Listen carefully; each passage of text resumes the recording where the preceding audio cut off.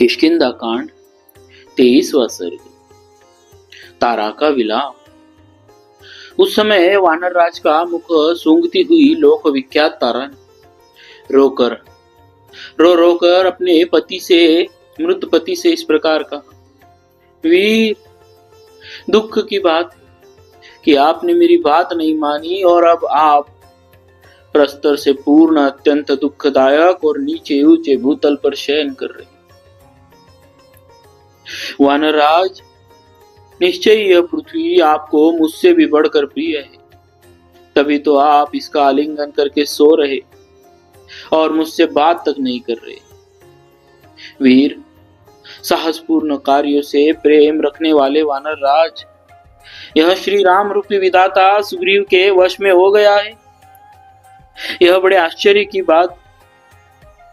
अतः अब इस राज्य पर सुग्रीव ही पराक्रमी राजा के रूप में आसीन होंगे।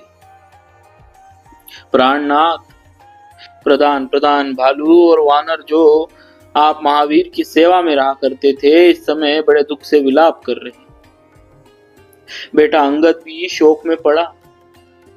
उन वानरों का दुखमय विलाप, अंगद का शोकोद्गार तथा मेरी यह अनुनय विनय भरी वाणी सुनकर भी आप जागते क्यों नहीं?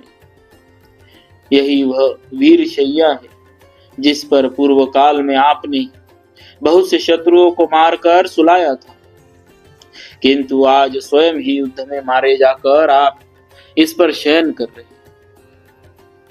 विशुद्ध बलशाली कुल में उत्पन्न युद्ध प्रेमी तथा दूसरों को मान देने वाले मेरे प्रियतम, तुम मुझे अनाथा को अकेली छोड़कर कहां चले गए? निश्चय ही बुद्धिमान पुरुष को चाहिए कि वह अपनी कन्या किसी शूरवीर के हाथ में न दे।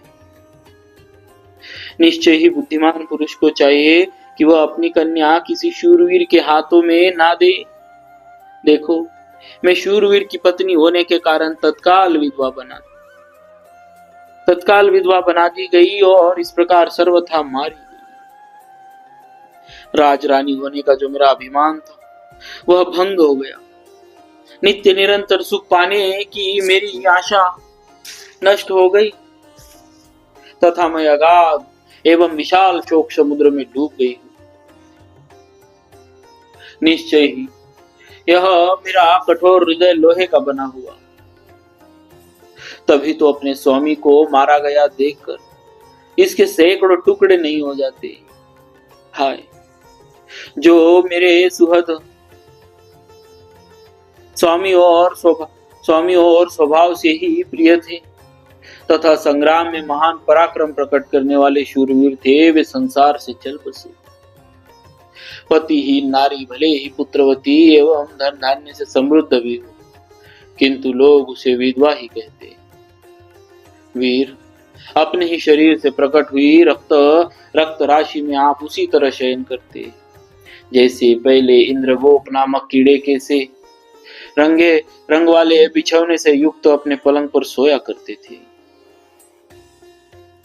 वानर श्रेष्ठ, आपका सारा शरीर धूल और रक्त से लथपथ हो रहा, इसीलिए मैं अपनी दोनों भुजाओं से आपका आलिंगन नहीं कर पाती। इस अत्यंत भयंकर वैर में आज सुग्रीव कृतकृत्य हो गए। श्री राम के छोड़े हुए एक ही बाण ने उनका सारा शरीर भय हर लिया। आपकी छाती में जो बाण धसा हुआ है वह मुझे आपके शरीर का आलिंगन करने से रोक रहा है। इस कारण आपकी मृत्यु हो जाने पर भी मैं चुपचाप देख रही हूं, आपको हृदय से लगा नहीं पाती। उस समय नील ने वाली के शरीर में धसे हुए उस बाण को निकाला, मानो पर्वत की कंदरा में छुपे हुए प्रज्वलित मुख वाले विषधर सर्प को वहां से निकाला गया। वाली के शरीर से निकाले जाते हुए उस बाण की कांति अस्ताचल के शिखर पर अवरुद्ध किरणों वाले सूर्य की प्रभा के समान जान पड़ती थी। बाण के निकाल लिए जाने पर वाली के शरीर के सभी घावों से खून की धाराएं गिरने लगी। मानो किसी पर्वत से लाल गेरू मिश्रित जल की धाराएं बह रही। वाली का शरीर रणभूमि की धूलि से भर गया। उस समय तारा बाण से आहत हुए अपने शूरवीर स्वामी के उस शरीर को पोंछती हुई उन्हें नेत्रों के अश्रु जल से सींचने लगी। अपने मारे गए पति के सारे अंगों को रक्त से भीगा हुआ देख वाली पत्नी तारा ने अपने भूरे नेत्रों वाले पुत्र अंगद से कहा, बेटा देखो तुम्हारे पिता की यह अंतिम अवस्था कितनी भयंकर है। ये इस समय पूर्व पाप के कारण प्राप्त हुए वैर से पार हो चुके। वत्स, प्रातः काल के सूर्य की भांति अरुण गौर शरीर वाले तुम्हारे पिता राजा वाली अब यमलोक को जा पहुंचे। ये तुम्हें बड़ा आदर देते थे, तुम इनके चरणों में प्रणाम करो। माता के ऐसा कहने पर अंगद ने उठकर अपनी मोटी और गोलाकार भुजाओं द्वारा पिता के दोनों पैर पकड़ लिए और प्रणाम करते हुए कहा, पिताजी मैं अंगद हूं। अब तारा फिर कहने लगी, प्राणनाथ कुमार अंगद पहले की ही भांति आज भी आपके चरणों में प्रणाम करता है, किंतु आप इसे चिरंजीवी रहो बेटा ऐसा कहकर आशीर्वाद क्यों नहीं देते। जैसे कोई बछड़े सहित गाय सिंह के द्वारा तत्काल मार गिराए और सांड के पास खड़ी हो, उसी प्रकार पुत्र सहित मैं प्राणहीन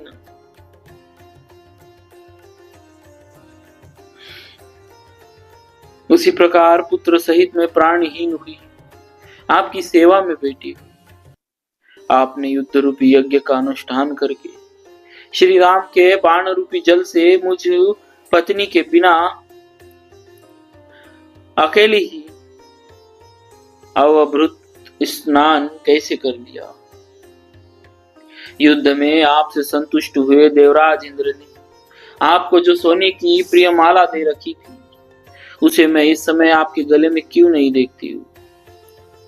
दूसरों को मान देने वाले वानर राज प्राणहीन हो जाने पर भी आपको राज्य लक्ष्मी उसी प्रकार नहीं छोड़ रही है जैसे चारों ओर चक्कर लगाने वाले सूर्यदेव की प्रभा गिरिराज मेरू को कभी नहीं छोड़ती है। मैंने आपकी हित की बात कही थी परंतु आपने उसे स्वीकार नहीं किया।